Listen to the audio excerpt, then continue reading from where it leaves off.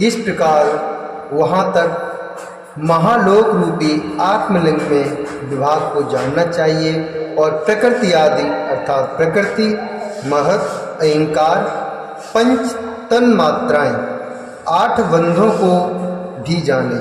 इस प्रकार सब लौकिक तथा वैदिक स्वरूप को जानना चाहिए।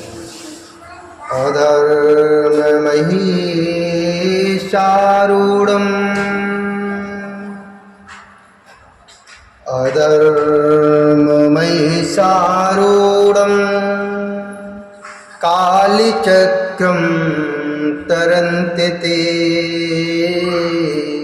सत्यादिधर्मयुक्ताये शिवपूजा पराश्चे। सत्यादिधर्मयुक्ताये शिवपूजा पराश्चे। तदूर्ध्वं वृषभो धर्मो ब्रह्मचर्यस्वरूपधृक् सत्यादिपादियुक्तस्तु शिवलोकाग्रतास्ततः। सत्यादिपादियुक्तस्तु शिवलोकाग्रतः स्थितः। जो सत्य, अहिंसा आदि धर्मों से युक्त होकर भगवान शिव के पूजन में तत्पर रहते हैं, वे अधर्म रूप भैंसे पर आरूढ़ कालचक्र को पार कर जाते हैं। कालचक्रेश्वरी की सीमा तक जो विराट महेश्वर लोक बताया गया है, उससे ऊपर वृषभ के आकार में धर्म की स्थिति है। वह ब्रह्मचर्य का मूर्तमान रूप है। उसके सत्य, शौच, अहिंसा और दया ये 4 पाद हैं। वह शिवलोक के आगे स्थित है। क्षमा उसके सींग हैं, सम कान हैं, वे वेदध्वनि रूपी शब्द से विभूषित हैं। आस्तिकता उसके दोनों नेत्र हैं। निःश्वास ही उसकी श्रेष्ठ बुद्धि एवं मन है। क्रिया आदि धर्म रूपी जो वृषभ है, वे कारण आदि में सर्वदा स्थित हैं, ऐसा जानना चाहिए। उस क्रिया रूप वृषभाकार धर्म पर कालातीत शिव आरूढ़ होते हैं।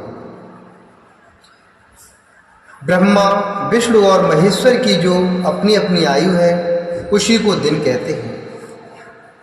जहाँ धर्म रूपी वृषभ की स्थिति है, उससे ऊपर न दिन है न रात्रि, वहाँ जन्म मरण आदि भी नहीं है। फिर कारण स्वरूप ब्रह्मा के भी कारण सत्यलोक पर्यंत 14 लोक स्थित हैं, जो 5 भौतिक गंध आदि से परे हैं। उनकी सनातन स्थिति है, सूक्ष्म गंध ही उनका स्वरूप है। पुनः कारण विष्णोरवै स्थिता लोकास्य चतुर्दशा। पुनः कारण रुद्रस्य लोकाष्टविंशिका मता। इसके ऊपर कारण रूप विष्णु के 14 लोक स्थित हैं।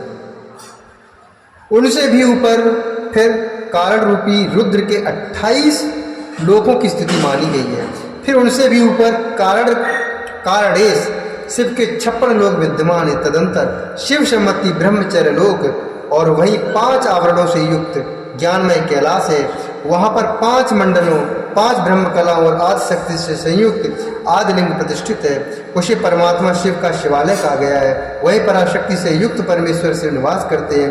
वे सृष्टि, पालन, संहार, तिरोभाव और अनुग्रह है। इन 5 कृत्यों में प्रवीण है। उनका श्री विग्रह सच्चिदानंद स्वरूप है। वे सदा ध्यान रूपी धर्म में स्थित रहते हैं और सदा सब पर अनुग्रह किया करते हैं। वे स्वात्माराम है और समाधि रूपी आसन पर आसीन हो सुशोभित होते हैं। वे स्वात्माराम है और समाधि रूपी आसन पर आसीन हो सुशोभित होते हैं। कर्म एवं ध्यान आदि का अनुष्ठान करने से क्रमशः साधन पथ में आगे बढ़ने पर उनका दर्शन साध्य होता है। नित्य नैमित्तिक आदि कर्मों द्वारा देवताओं का यजन करने से भगवान शिव के समाराधन कर्म में मन लगता है। क्रिया आदि जो शिव संबंधी कर्म हैं उनके द्वारा शिव ज्ञान सिद्ध करे। जिन्होंने शिव तत्व का साक्षात्कार कर लिया है अथवा जिन पर शिव की कृपा दृष्टि पड़ चुकी है वे सब मुक्त ही हैं, इसमें संशय नहीं है। आत्मस्वरूप से जो स्थित है वही मुक्त है। एकमात्र अपने आत्मा में रमण या आनंद का अनुभव करना ही मुक्ति का स्वरूप है। जो पुरुष क्रिया तप जप ज्ञान और ध्यान रूपी धर्मों में भली बात स्थित है वह शिव का साक्षात्कार करके स्व आत्माराम तत्व स्वरूप मोक्ष को भी प्राप्त कर लेता है। जैसे सूर्य अपनी किरणों से अशुद्धि को दूर कर देते हैं, उसी प्रकार कृपा करने में कुशल भगवान शिव अपने भक्ति के अज्ञान को मिटा देते हैं। अज्ञान की निवृत्ति हो जाने पर शिव ज्ञान स्वतः प्रकट हो जाता है। शिव ज्ञान से अपना विशुद्ध स्वरूप आत्मा राम तत्व प्राप्त होता है। आत्मा राम तत्व प्राप्त होता है अर्थात शिव ज्ञान से अपना विशुद्ध स्वरूप आत्मा रामत्व प्राप्त होता है और आत्मा रामत्व की सम्यक सिद्धि हो जाने पर मनुष्य कृत्य हो जाता है। शिव मंत्र 100 लाख जप करने से ब्रह्मपदी प्राप्ति होती है और फिर 100 लाख जप करने से विष्णु पद प्राप्त होता है। पुनः 100 लाख शिव मंत्र का जप करने से रुद्र का पद प्राप्त होता है। उसके बाद फिर 100 लाख जप करने पर ईश्वरमय पद की प्राप्ति हो जाती है। फिर इसी प्रकार सम्यक रूप से जप करने पर शिवलोक के आदिभूत अर्थात शिवलोक के आधारभूत निर्माता काल चक्र को प्राप्त किया जा सकता है। काल चक्रम पंचचक्रमय कैकेन क्रमोत्तरे सृष्टिमोहौ ब्रह्मचक्रम भोगमोहौ तु वैष्णवम् कोपमोहौ रौद्रचक्रम भ्रमणं चैश्वरं विदुः शिवचक्रम ज्ञानमोहौ पंचचक्रम विदुर्बुधा पंचचक्रम विदुर्बुधा। यह काल चक्र पंच चक्रों से युक्त है जो एक के पश्चात एक में स्थित है। सृष्टि और मोह से युक्त ब्रह्म चक्र, भोग तथा मोह से युक्त वैष्णव चक्र, कोप एवं मोह से युक्त रौद्र चक्र, भ्रमण से युक्त ईश्वर चक्र और ज्ञान तथा मोह से युक्त शिव चक्र ऐसे जैसा इन 5 चक्रों के विषय में बुद्धिमानों का कहना है। पुनः 10 करोड़ शिव मंत्र का जप करने पर कारण ब्रह्म का पद प्राप्त होता है। तदंतर 10 करोड़ जप करने से ईश्वर युक्त पद की प्राप्ति होती है। इस प्रकार क्रमशः जप करता हुआ प्राणी महान ओजस्वी विष्णु के पद को प्राप्त कर पुनः उसी क्रम से जपता हुआ महात्माओं के उस ईश्वर पद को प्राप्त करता है। बिना सावधानी किए 105 करोड़ मंत्रों का जप करने के बाद वह प्राणी 5 आवरणों अर्थात पशु, पास, माया, शक्ति, रोध से बाहर स्थित शिवलोक प्राप्त करता है। वहाँ उस शिवलोक में राज सम मंडप है। वहाँ उस शिवलोक में राज सम मंडप है अर्थात वहाँ शिवलोक में राजस मंडप है। नंदीश्वर का उत्तम निवास है। तपस्या रूपी वृषभ वहीं पर दिखाई देता है। वहाँ उस शिवलोक में राजस मंडप है, नंदीश्वर का उत्तम निवास है, तपस्या रूपी वृषभ वहीं पर दिखाई देता है।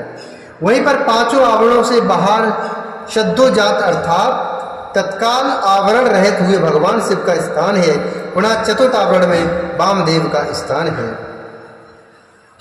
अघोर निलयम पश्चात तृतीया वर्णम परम पुरुषैव शामस्य द्वितीया वर्णम शुभम ईशानस्य परस्यैव प्रथमावरणं ततः ध्यान धर्मस्य च स्थानं पंचम मंडपम ततः।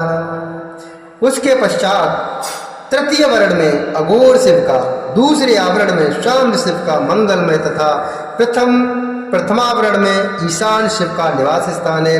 इसके पश्चात पंचम मंडप है जहाँ ध्यान और धर्म का निवास रहता है।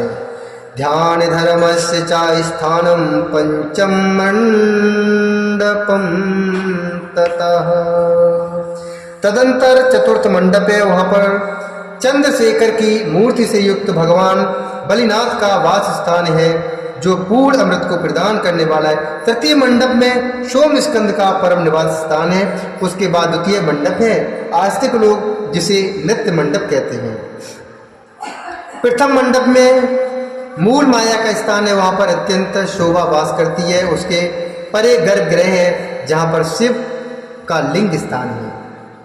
नंदी स्थान के बाद शिव के वैभव को कोई नहीं जान सकता।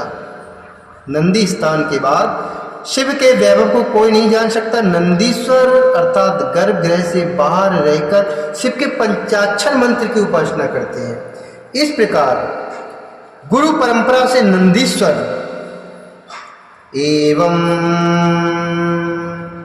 गुरु कृमा लब्धम नंदी साचि मया पुनः ततः परम ससंवेदं शिवेनैवानुभावितम्।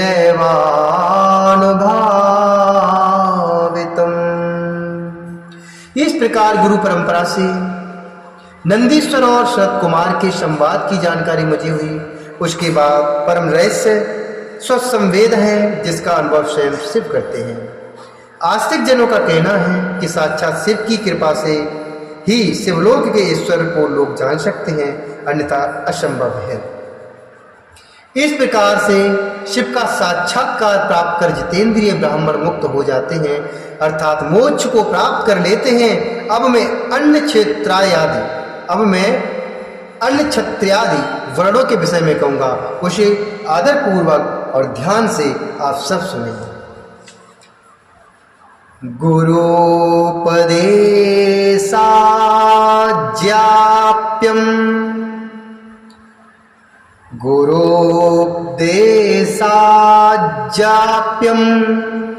वै ब्राह्मणानां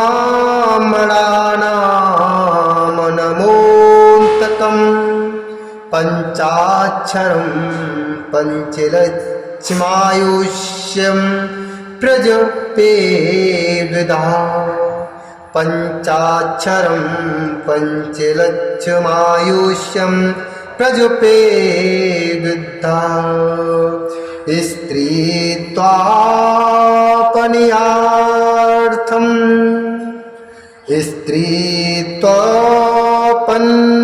स्त्रीत्वापनयार्थं तु पंचलक्षं जपेत् पुनः। मंत्रेण पुरुषो भूत्वा क्रमान् मुक्तो भवेद् बुद्धः। मंत्रेण पुरुषो भूत्वा क्रमान् मुक्तो भवेद् बुद्धः।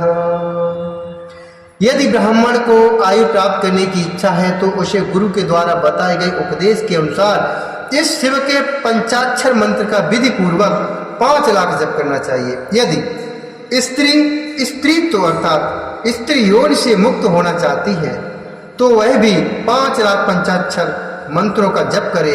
उन मंत्रों के प्रभाव से पुरुष का जन्म लेकर वह क्रमशः मुक्त हो जाती है। क्षत्रिय 5 लाख मंत्रों का जप करके क्षत्रित्व को दूर कर लेता है। क्षत्रिय 5 लाख मंत्रों का जप करके क्षत्रित्व को दूर कर लेता है, अर्थात क्षत्रिय वर्ण में रहने वाले गुणों से वह मुक्त हो जाता है। तदंतर पुनः 5 लाख मंत्रों का जप करने पर ब्राह्मण हो जाता है।